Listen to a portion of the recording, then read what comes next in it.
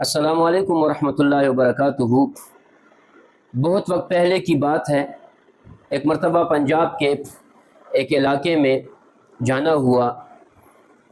وہاں کچھ دوست مدرسے کے، ان کے ساتھ ملاقات ہوئی، بات چیت چلی، تو انہوں نے ایک بوڑھے شخص کو بلایا خاص طور پر ملاقات کرنے کے لیے۔ اس بوڑھے شخص کے ساتھ بات چیت چلی تو انہوں نے اپنے بچپن کا ایک واقعہ سنایا،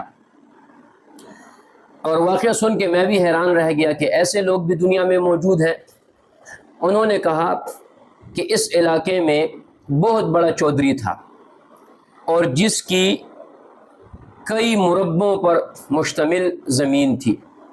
100 مربوں کی، کتنے اس نے کہا کہ اتنے مربوں پر مشتمل اس کی زمین تھی، اور اس کی ایک بہن تھی جس کو بہت ناز اور نخروں سے ماں باپ نے پالا تھا۔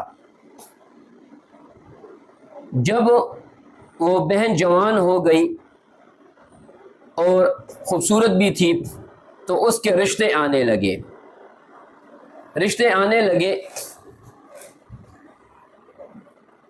تو لازمی بات ہے کہ جب رشتے آئیں گے، شادی ہوگی، وہ اپنے گھر جائے گی تو پھر اس کی جو زمین میں جو حصہ ہے، میراث میں جو حصہ ہے، وہ اس کی طرف منتقل ہوگا، اس کی اولاد کی طرف جائے گا، اس کے خاندان کی طرف ادھر جائے گا۔ تو چودھری کو یہ فکر لاحق ہوئی کہ اگر میں نے اس بہن کی شادی کرا دی تو اس کو میراث میں سے حصہ دینا پڑے گا، اور یہ کافی تعداد میں حصہ ہے۔ چودھری ایک ہے اور بہن بھی ایک ہے، تو کافی تعداد میں ان کا حصہ بنتا ہے۔ تو چودھری تو پہلے ٹال مٹول کرتا رہا کہ اس کو نہیں بیاہتے، اور اس کو اس طرح کرتے ہیں، اس طرح کرتے ہیں، اس طرح کرتے ہیں۔ پھر اس نے سوچا کہ یہ تو اس کے رشتے آتے رہیں گے، کون سا ایسا طریقہ کرنا چاہیے کہ جس سے اس کا منہ بند ہو جائے۔ تو اس بوڑھے نے کہا کہ اس چودھری کے پاس ایک مہمان آیا، اور اس مہمان نے، وہ بھی سندھ کے کسی دور دراز علاقے سے آیا تھا، جہاں اس وقت تو یہ پنجاب اور عام علاقوں میں پسماندگی تھی، فون وغیرہ نہیں تھے، موبائل کچھ چیز بھی نہیں تھی، ریل گاڑی وغیرہ چلتی تھی اس طرح۔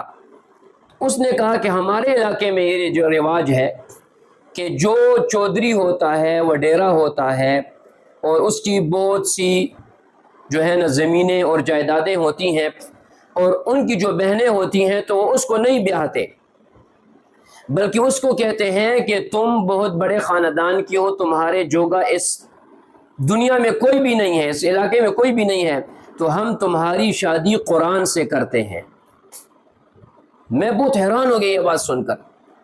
اس بوڑھے نے کہا کہ چودھری، کہ ہمارے علاقے کا جو چودھری تھا، تو اس کے ذہن میں بھی یہ بات آ گئی، اور اس نے اپنی بہن کو بٹھایا، اپنے خاندان کے کچھ بڑوں کو کچھ پیسے دے کر، ان کو کچھ لالچ دے کر اس بات پر سمجھایا، اور بہن کو کہا کہ اس علاقے میں تمہارے قابل کوئی شخص نہیں ہے، میں چودھری ہوں، تم چودھریانی ہو۔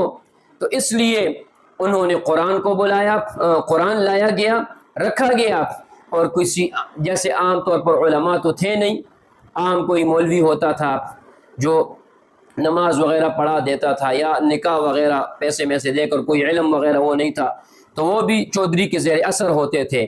اس کو بلایا اور قرآن کے ساتھ اس کا نکاح کرا دیا۔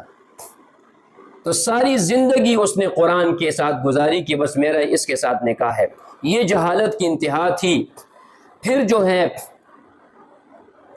اس بوڑھے نے کہا کہ وہ عورت آج بھی زندہ ہے جس کا قرآن سے نکاح ہوا تھا، کیونکہ اس وقت میں بھی چھوٹا تھا، اور آج وہ مجھ سے عمر میں تھوڑی بڑی، اور آج بھی وہ عورت زندہ ہے اور چارپائی پہ پڑی ہوئی ہے، اور اس کا کوئی پوچھنے والا اور خدمت کرنے والا کوئی نہیں۔ چودھری بھی مر گیا اور اس کا سب کچھ ختم ہو گیا، اور وہ عورت آج بھی پڑی ہوئی ہے۔ تو سوچے کہ وہ اپنے بھائی کے لیے کیا سوچتی ہوگی، اور کیا، تو یہ جہالت تھی اس زمانے میں۔